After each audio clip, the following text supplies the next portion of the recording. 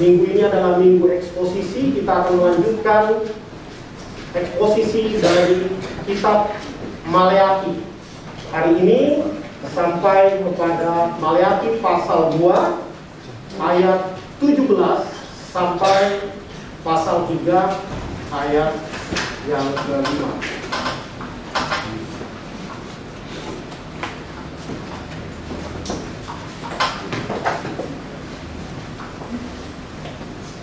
Ya, saya akan bacakan bagi kita semua. Demikianlah sabda firman Tuhan. Maleakhi pasal 2 ayat 17 sampai pasal 3 ayat yang ke-5. Tuhan datang untuk menghukum. Kamu menyusahi Tuhan dengan perkataanmu, tetapi kamu berkata, dengan cara bagaimanakah kami menyusahi Dia? Dengan cara kamu menyangka setiap orang yang berbuat jahat adalah baik di mata Tuhan. Kepada orang-orang yang demikianlah Ia berkenan. Atau jika tidak, di manakah Allah yang menghukum? Lihat, aku menyuruh utusanku supaya ia mempersiapkan jalan di hadapan. Dengan mendadak Tuhan yang kamu cari itu akan masuk ke baitnya. Malaikat perjanjian yang kamu kehendaki itu sesungguhnya ia datang. Firman Tuhan semesta alam. Siapakah yang dapat tahan akan hari kedatangannya? Dan siapakah yang dapat tetap berdiri apabila ia menampakkan diri? Sebab ia seperti api tukang pemurni logam, dan seperti sabun tukang penatu. Ia akan duduk seperti orang yang memurnikan dan mentahirkan perak. Dan ia mentahirkan orang Lewi, menyucikan mereka seperti emas dan seperti perak, supaya mereka menjadi orang-orang yang mempersembahkan korban yang benar kepada Tuhan. Maka persembahan Yehuda dan Yerusalem akan menyenangkan hati Tuhan, seperti pada hari-hari dahulu kala, dan seperti tahun-tahun yang sudah-sudah. Aku akan mendekati kamu untuk menghakimi, dan akan segera menjadi saksi terhadap tukang-tukang sihir, orang-orang berzina, dan orang-orang yang bersumpah dusta, dan terhadap orang-orang yang menindas orang ifahan, janda dan anak piatu, dan yang mendesak ke samping orang asing dengan tidak takut kepadaku. Firman Tuhan semesta alam. Sedemikian jauh pembacaan firman Tuhan. Berbahagialah kita yang membaca, merenungkan, dan terutama melakukan firman Tuhan di dalam kehidupan kita hari lepas hari. Kitab Maleakhi ini berisi tentang murka Tuhan kepada bangsa Israel. Ada begitu banyak teguran yang disampaikan Tuhan melalui hambanya, Nabi Maleakhi. Saya tidak akan lagi menjelaskan sejarahnya karena sudah disinggung di minggu-minggu sebelumnya ketika membahas eksposisi ini. Tetapi yang ingin kita pikirkan bersama-sama, bagaimana Tuhan sudah muak akan perilaku umat Israel. Bangsa Israel sudah semakin berani menentang Tuhan. Dan itulah memang yang akan terjadi ketika seseorang sudah terbiasa berbuat dosa. Jadi minggu sebelumnya kita belajar bagaimana Tuhan murka karena orang Israel melaksanakan kawin campur. Bukan karena Tuhan punya sifat rasis, tetapi karena bangsa-bangsa non-Israel menyembah Allah yang bukan Allah Israel. Karena beda imannya, bukan karena beda sukunya. Karena fakta sejarah mencatat bagaimana ada orang-orang bukan Israel yang akhirnya juga menjadi bagian dalam sejarah penebusan. Ya, ada Rahab, ada Ruth yang bukan orang Israel. Jadi ini persoalan iman, bukan persoalan ras. Namun Israel terus membuat Tuhan murka. Dan orang yang sudah terbiasa berbuat dosa, lama-lama nuraninya menjadi tumpul. Mereka tidak lagi sadar bahwa mereka berdosa. Ya. Di sini bahkan Bangsa Israel di ayat 17 menyatakan dengan cara bagaimana kami menyusahai dia, nantang ya, bukan nanya, ini nantang.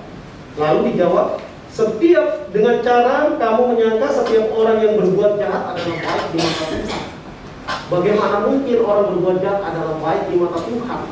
Ini paralel dengan apa yang ditulis oleh Rasul Paulus di Perjanjian Baru untuk menyerang orang-orang yang punya paham yang salah ya, akan anugerah. Ya, Rasul Paulus mencatat, tidak bisa kamu mengatakan mari kita berbuat dosa supaya melimpah-limpah kasih karunia. Karena kan betapapun besar dosanya, Allah tetap mengampuni. Maka mari kita rajin berbuat dosa supaya makin berlimpah kasih karunia. Ini mirip, tapi ini versi Perjanjian Lama. Ini versi Perjanjian Lama. Orang tidak lagi gentar melakukan dosa, tetapi bahkan melakukan dosa itu sebagai hal yang biasa. Dan mereka merasa santai ketika melakukan dosa karena Tuhan belum menghukum mereka. Mereka nantang, ya dikatakan, di mana Allah yang menghukum?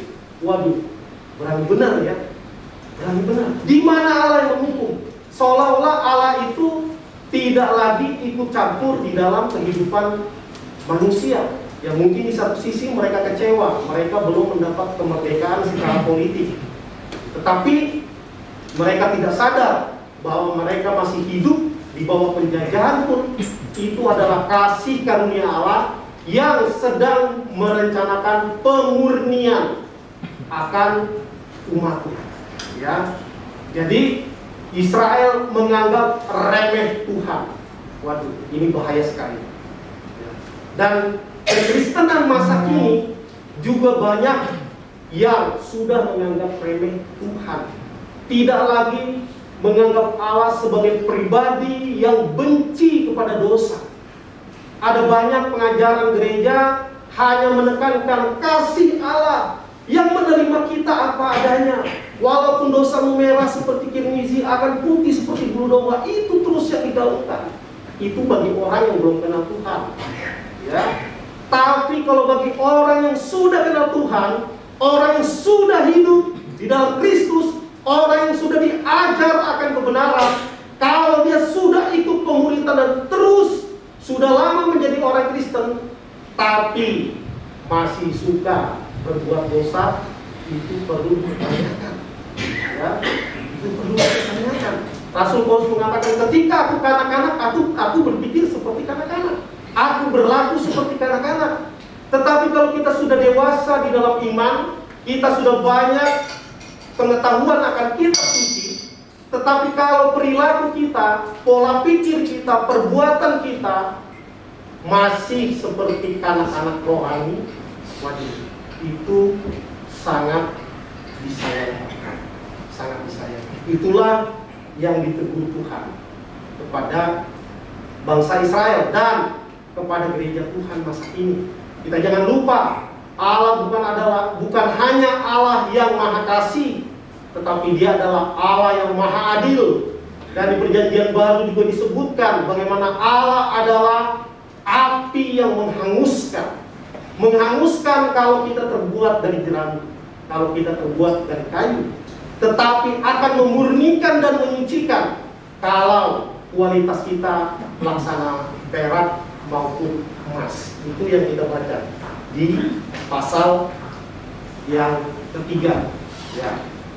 Bagaimana di Maliaki 3 ayat 1 dikatakan, lihat aku menyuruh utusanku supaya ia mempersiapkan jalan di hadapanku.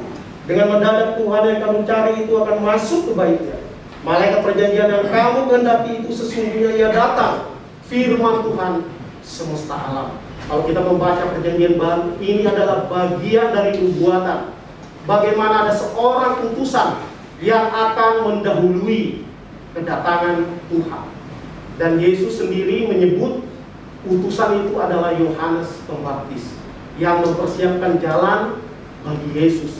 Dan ketika malaikat perjanjian ini digenapi di dalam diri Yesus Kristus, ini adalah berbicara tentang 2 kali kedatangan Yesus. Kedatangan yang pertama di dunia, dia sudah menyatakan kebenaran.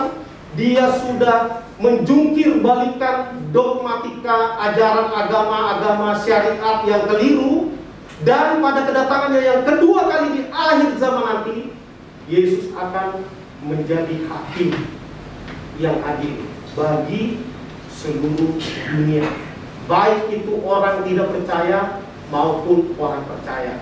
Dan penghakiman itu akan dimulai dari gereja Tuhan. Pengadilan itu akan dimulai dari orang percaya, barulah orang-orang yang tidak percaya. Dan orang yang percaya juga harus mempertanggungjawabkan perbuatannya. Ya, keselamatan itu by grace, oleh anugerah, benar. Tapi tetap kita harus mempertanggungjawabkan segala dosa dan kesalahan yang kita perbuat di dalam dunia. Akan diuji dengan api. Ya, bahasanya adalah pemurnian. God will refine His people. God will purify His people. Tuhan akan memurnikan umatnya. Tuhan akan membersihkan umatnya. Kalau kita melihat, ya, di ayat yang kedua digambarkan kedatangan Tuhan seperti api tukang pemurni logam dan seperti sabun tukang penatu. Bagaimana logam mulia dimurnikan, pertamanya itu adalah dilebur dengan api yang cukup panas. Kalau cuma pakai air mendidih 100 derajat Celcius, itu emas tidak akan meleleh. Tidak akan meleleh, biarpun dimasak di dalam air. Harus dengan titik lebur yang tinggi. Emas itu titik leburnya lebih dari 1000 derajat. Ya, kalau kita pakai kompor gas nggak bakal nyampe itu 1000 derajat, 1000 lebih, 1000 berapa puluh. Kalau titik lebur perak itu 960 sekian, baru perak akan meleleh, dan baru akan dimurnikan, dipisahkan kotorannya, baru dicetak. Ya, jangan dicetak pakai cetakan kue ya, nanti jadi nastar, diisi pakai selai, bukan. Ya. Itu adalah bagian dari memurnikan.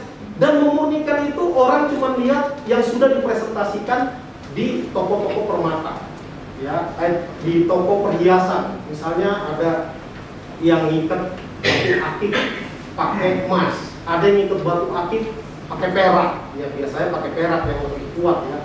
Nah, jadi seperti itu, orang lihat indahnya aja, nggak lihat prosesnya. Itu harus dipanaskan, dibakar sedemikian panasnya sampai 900.000 derajat lebih.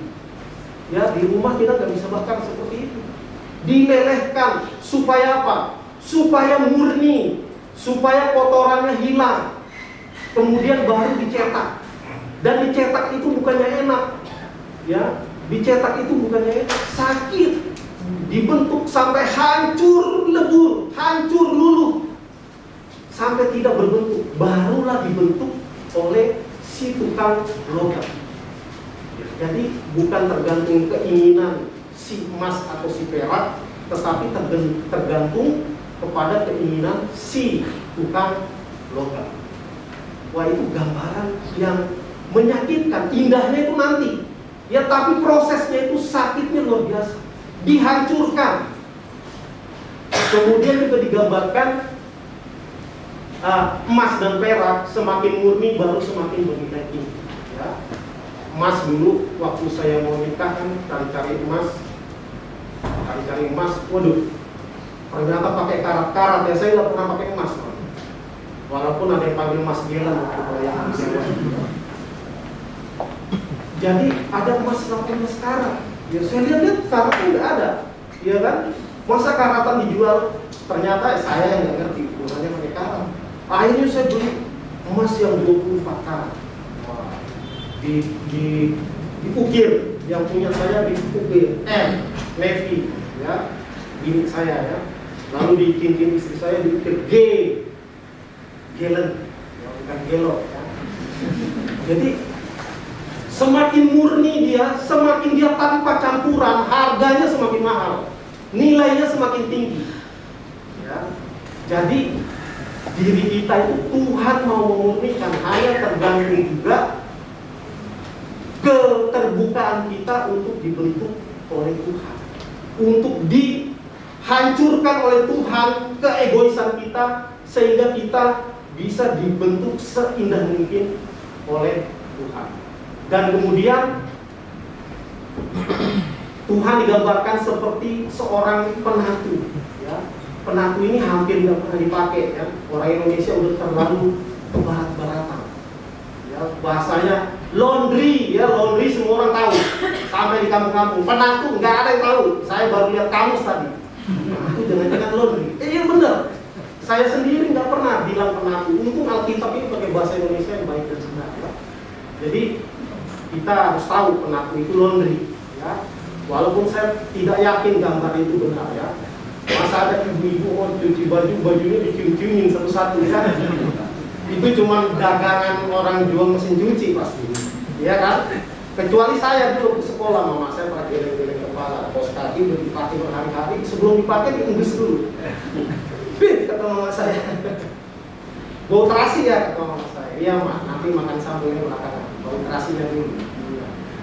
Ya, jadi bagaimana digambarkan seperti sabun seorang tukang penatu untuk membersihkan pakaian dari kotoran yang melekat.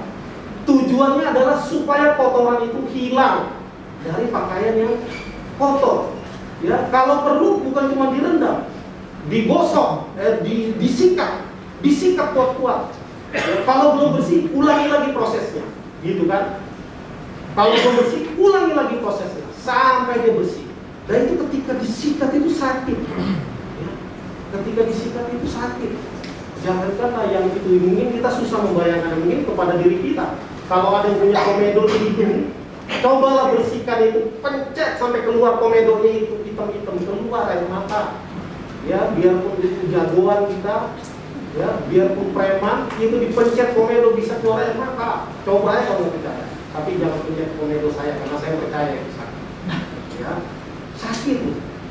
Jadi, tapi kalau nggak sakit itu nggak akan baik kita. Kan di dunia kecantikan juga banyak istilah itu, no pain no gain.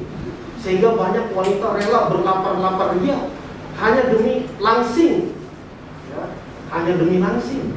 Ada banyak orang melakukan berbagai prosedur kecantikan yang begitu menyakitkan hanya demi apa? Hanya demi kelihatan lebih cantik melalui proses beautifikasi. Ya. Jadi Tuhan ingin memurnikan umatnya. Hanya banyak orang yang tidak siap dan tidak mau. Nah, lalu di ayat berikutnya, di ayat ketiga dikatakan masih hal yang sama, bahwa Tuhan akan duduk seperti orang yang memurnikan dan mentahirkan perak. Ia mentahirkan orang Lewi, menyucikan mereka seperti emas dan perak, supaya mereka menjadi orang-orang yang mempersembahkan korban yang benar kepada Tuhan. Dan proses pemurnian Tuhan juga dimulai dari para imam, dimulai dari hamba Tuhan. Ya. Kalau hamba Tuhannya busuk, kalau hamba Tuhan pengajarannya melenceng, kalau hamba Tuhan tidak menjadi teladan, apalagi jemaat Tuhan. Ya. Ada peribahasa mengatakan ikan busuk mulai dari kepalanya. Karena itu ini juga sekali lagi menjadi tamparan buat para hamba Tuhan, buat para pelayan Tuhan. Karena Tuhan juga akan menghakimi dimulai dari para hamba Tuhan. Akan dimurnikan. Dan ini kalau kita baca di pasal 2 ayat 17 itu perikopnya Tuhan datang untuk menghukum. Tuhan datang untuk menghakimi. Siap tidak siap, mau tidak mau, penghukuman dan penghakiman itu akan datang. Ya. Dan di ayat berikutnya dinyatakan bahwa Yesus akan menjadi saksi kembali sendiri. Yesus akan menjadi hakim yang adil.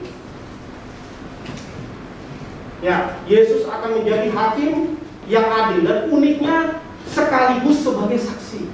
Ya. Dikatakan di ayat kelima, aku akan mendekati kamu untuk menghakimi dan akan segera menjadi saksi. Itu dulu, bahwa Yesus akan menjadi hakim yang adil. Dan orang gak akan bisa, bahasa sekarang, kagak bisa ngeles, ya, bukan memberikan les kepada orang. Tidak bisa menghindar, tidak bisa cari-cari alasan. Karena Yesus menjadi hakim sekaligus sebagai saksi. Ya. Di kitab Wahyu beberapa kali Yesus juga disebut sebagai saksi.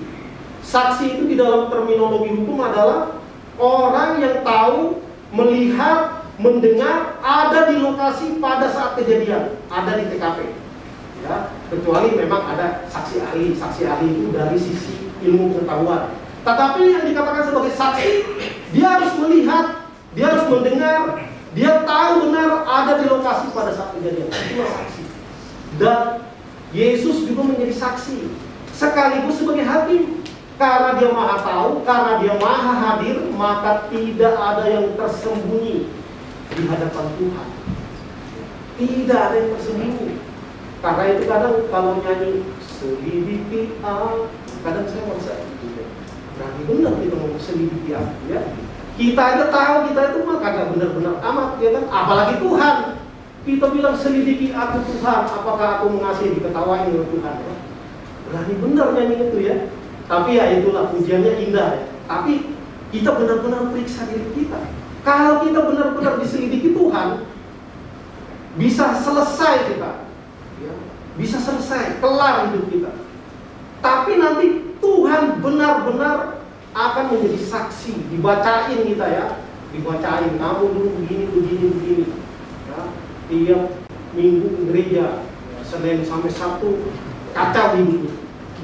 Ada banyak orang Kristen gitu, karena dia hanya menjadi pengunjung gereja, church visitor, ya, tapi tidak benar-benar menghidupi nilai-nilai kekristenan di dalam kehidupannya hari lepas hari.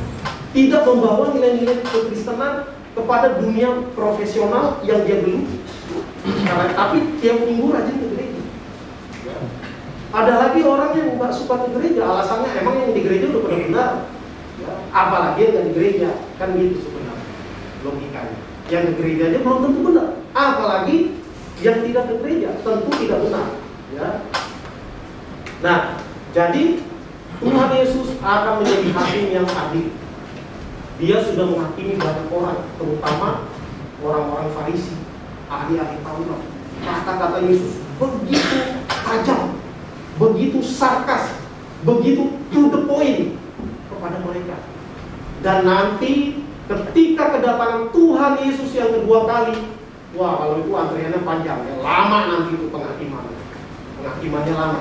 Ketika dia datang sebagai hakim yang adil dan sebagai saksi, dan yang akan diadili di sini, sebagian yang ditulis di sini, bagaimana Yesus akan menjadi saksi, termasuk saksi yang memberatkan kepada tukang-tukang sihir, ya, kepada tukang-tukang sihir. Ada banyak orang sudah hidup dalam Tuhan, tapi masih berhubungan dengan dunia mistis, ya, masih berhubungan, percaya kepada Tuhan, tapi begitu berobat, pengobatan alternatif, ya. Dan ada banyak masih yang main magic. Ada yang supaya warung tokonya laku pakai penglaris, ya. Nggak apa-apa Pak, ini kan dari Tuhan, cara Tuhan kan banyak. Enggak, Tuhan nggak pakai cara itu, ya. Ada banyak orang yang pergi ke tempat-tempat keramat supaya jabatannya naik. Ada yang pakai mantra-mantra, ada yang pakai pegangan-pegangan. Orang Sulawesi bilang opo-opo, ya, raupopo. Pakai opo-opo itu bukan raupopo, itu penopo-penopo, ya. Kenapa? Tidak boleh kita pakai seperti itu. Tetapi percaya Tuhan. Ada banyak orang Kristen, terutama yang zaman dulu, sekarang udah makin jarang, ya. Zaman bapak saya aja dulu merantau ke Jakarta, bawa baju cuma 2, yang tidur di terminal, tapi ada bawaannya dari kampus, jaga-jaga. Dan anak STT aja yang dari daerah ada yang bawa itu. Teman saya di STT dulu ada yang bawa, bukan dia yang minta, dikasih kakeknya. ada yang diikat di pinggang lah, ada yang ditaruh di dompet. Kadang bukan mahasiswa, siswa di sekolah Kristen Makedonia ada juga gitu. Makanya kadang kalau tahun ajaran baru ada di 1-2 orang kesurupan. Karena apa? Gak tahan dia, ya kan? Tiap hari baca firman lah, ada ibadah lah, gak tahan. Kesurupan, ada lihat setan, gitu ya. Macam-macam gitu kejadian. Karena apa? Walaupun sudah Kristen, kehidupan dengan dunia-dunia gelap itu masih dijalani. Seharusnya nggak boleh gitu, ya, nggak boleh gitu. Ada lagi orang-orang berzina. Ini Tuhan akan menjadi saksi untuk orang-orang yang berzina. Di sini zaman sekarang disebutnya pelakor dan pebino. Ya, sini pasti nggak ada pebino. Pelakor mungkin ada, tapi pelakornya bukan yang negatif, tapi yang positif. Pelakor yang saya maksud adalah pelatih kor. Ya. Ada kan di sini? Ada pelatih kor. Tapi sebutnya jangan disingkat, bilang aja pelatih kor, jangan pelakor. Ya. Halo, Pak Pelakor. Parah. Udah laki kok, udah rebut laki orang lagi kan, jeruk makan jeruk. Ya, jadi Tuhan akan menjadi saksi atas orang-orang berzina. Bahkan bukan hanya zina secara fisik, tapi juga zina secara pikiran. Ya. Nah, karena itu kita harus bersedia dimurnikan oleh Tuhan. Lalu orang-orang yang bersumpah dusta, ada berapa banyak orang yang disumpah ketika mengambil suatu jabatan, tetapi hanya selang beberapa waktu dia melanggar sumpah jabatan, kode etik jabatan, termasuk sama Tuhan. Ada banyak juga sama Tuhan yang bisa korbannya titipan, ya, titipan, orderan maksudnya nanti Pak Pendeta jangan minggu-minggu ya. Di gereja kami banyak yang begitu Pak. Waduh, siap, ya, yang penting paham-paham ya, ya, argonya jalan terus. Ya, ada banyak yang seperti itu. Ya. Saya dengar tapi tidak melihat langsung, tapi saya yakin informasi yang saya dapat akurat. Ada banyak orang yang melecehkan jabatannya, melecehkan pelayanannya, profesinya hanya demi uang. Kemudian orang-orang yang menindas orang upahan, itu bahasa kekiniannya mungkin mengeksploitasi karyawan. Bagaimana kita? Mungkin kita orang yang punya usaha sendiri, bagaimana kita memperlakukan orang-orang yang ada di bawah kita? Bagaimana kita melaksanakan manajemen di perusahaan kita? Ada kadang orang-orang yang keluar begitu baik, ya, kelihatan paling keren dah, tapi di dalam karyawannya menderita semua. Saya pernah lihat waktu saya di provinsi lain pelayanan, bukan di sini, bukan di mana. Sebelum-sebelumnya, saya melihat, waduh, kalau ada orang, apalagi kalau orang luar negeri ya, paling baik diantarin ke sana, diantarin ke sini, ditraktir. Begitu nggak ada, habis kita dieksploitasi. Saya baru pelayanan di awal-awal, ya kan, kalau ada pimpinan saya itu baik banget ya, karena pimpinan saya dari Singapura. Dia baik sekali, ramah sekali. Lalu minta saya datang di gereja dia. Begitu nggak ada pimpinan, kita dikerjain, pikul beras lah, apalah semua. Ya, cuma di sini sakit kan, sombong juga dia. Masa saya Tuhan pikul beras banyak-banyak. Yang saya sebel dia nggak bantuin. Ya, dia yang tunjuk-tunjuk aja gini. Ya padahal dia tahu kita hamba Tuhan, tapi dijadikan kayak jongos betul-betul. Ya, tapi dalam hati saya pikir saya nggak boleh menghakimi dia, tapi saya minta Tuhan tolong saya. Pasti Tuhan punya maksud dan rencana melalui semua ini. Mungkin mau mengajarkan saya supaya saya lebih rendah hati. Bisa jadi Tuhan mau memurnikan saya. Jadi saya ikuti prosesnya. Ya, dan saya mendapat manfaat, badan tambah kuat, ya kan? Tadi 10 paru, besok bisa disuruh 20 paru ikulnya, ya. Untung nggak jadi, karena saya langsung jaga jarak. Ya, kemudian janda dan anak piatu. Ya, karena anak yang sudah kehilangan papanya atau istri yang kehilangan suaminya di zaman itu tuh sangat kasihan, karena dulu belum ada kesetaraan gender. Perempuan itu benar-benar tergantung kepada suaminya. Kebanyakan hanya suaminya saja yang punya posisi di masyarakat. Karena itu janda dan anak piatu ini sangat rentan. Karena itulah Tuhan meminta umatnya juga untuk memperhatikan mereka. Ya. Kalau di Perjanjian Baru juga kan ada ayat yang menyatakan bahwa ibadah yang sejati itu yang mengunjungi mereka, memelihara kehidupan mereka, bukan memelihara janda, maksudnya gitu ya, jangan salah paham. Maksudnya orang-orang yang udah tua, nenek-nenek, udah nggak ada suami, punya anak yang juga nggak ada yang menafkahi, itu menjadi tanggung jawab sosial dari orang percaya, dan juga bisa menjadi tanggung jawab sosial gereja. Ya, bagaimana kita juga perlu memikirkan hal-hal seperti itu, bukan hanya Injil, ya, Injil, yes, itu perlu, tetapi kita punya tanggung jawab sosial juga kepada masyarakat, dan juga Tuhan Yesus akan menjadi saksi kepada orang yang mendesak ke samping orang asing. Ini bahasa ayat yang di sini ya. Kalau saya memahaminya ini seperti refugee, bukan seperti investor. Ya, sekarang negara kita lagi merayu-rayu investor. Ayo dong, invest di mobil listrik, ya, yang punya Tesla dirayu biar bisnis di Indonesia. Ayo dong, bisnis di IKN, bikin jadi smart city. Bukan yang seperti itu mah investor. Tapi maksud orang asing yang di sini adalah, pemahaman saya lebih seperti refugee, seperti pengungsi. Ada banyak orang yang pergi dari daerahnya karena kelaparan. Ada banyak orang yang meninggalkan tanah airnya karena peperangan. Peperangan suku, peperangan antar bangsa, dan lain sebagainya. Atau karena persekusi, karena imannya dia diusir dari situ. Karena mungkin dia tadinya belum orang percaya, lalu menjadi orang percaya, lalu dia diancam, dibunuh. Dia harus meninggalkan tanah kelahirannya. Itu terjadi di tempat saya pernah pelayanan dulu. Ya, kalau percaya kepada Yesus, waduh, yang pasti dicoret dari daftar penerima warisan, itu jelas. Yang kedua, diancam dibunuh kecuali kembali kepada imannya yang lama. Maka sebagian dari orang yang percaya kepada Yesus harus meninggalkan tanah airnya. Maka dia pergi ke daerah lain, ke provinsi lain, bahkan ke negara lain. Nah, itu juga menjadi tanggung jawab orang-orang percaya untuk menolong mereka sebagai sesama orang percaya. Karena itu orang asing itu jangan dicuekin. Orang asing konteksnya yang seperti yang saya maksud. Nah, karena itu ini menjadi pemikiran bagi kita.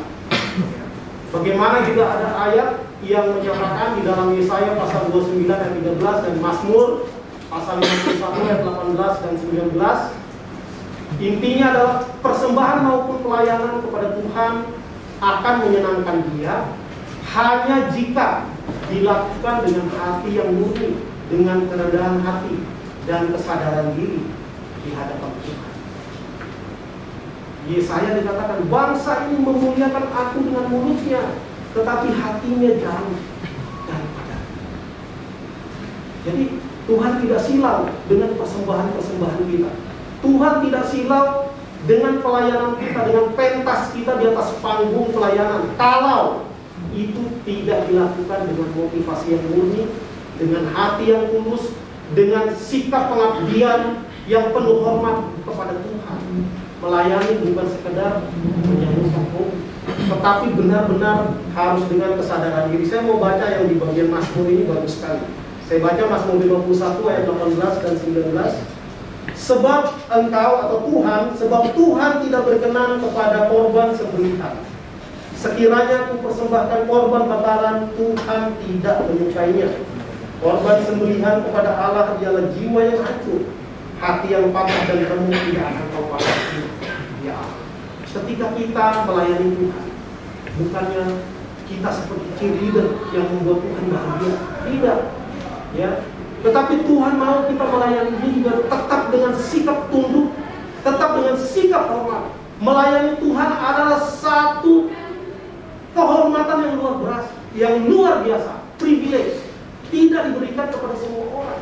Karena itu bagaimana kita melayani Tuhan itu harus dengan kesungguhan, ya, dan sikap yang benar, berikan yang terbaik kepada Tuhan. Kalau perlu latihan tambahan, kalau perlu durasi latihan lebih panjang, demi hormat dan kemuliaan nama Tuhan. Pelayanan itu tidak asal-asalan. Dan sekali lagi terakhirnya harus dengan hati yang murni, dengan kerendahan hati dan kesadaran diri di hadapan Tuhan bahwa kita bukan apa-apa, Kita bukan siapa-siapa, tetapi Tuhan berkenan memakai kita untuk melayani Dia. Pertanyaannya, maukah kita dimurnikan oleh Tuhan sehingga kita bisa naik tingkat dalam level kerohanian kita? Ya, di dalam 1 Korintus 3 ayat 12 itu ada ilustrasi yang diberikan oleh Rasul Paulus. Ada di level mana kerohanian kita saat ini? Jeramikah? Atau levelnya seperti kayu, batu permata, perak, atau emas? Ya, karena Tuhan digambarkan akan memurnikan kita dan pekerjaan pelayanan kita dengan api yang suci.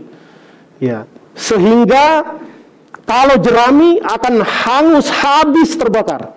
Kalau kayu juga habis, mungkin ada arangnya dikit-dikit ya, jangan buat bakar sate lagi ya.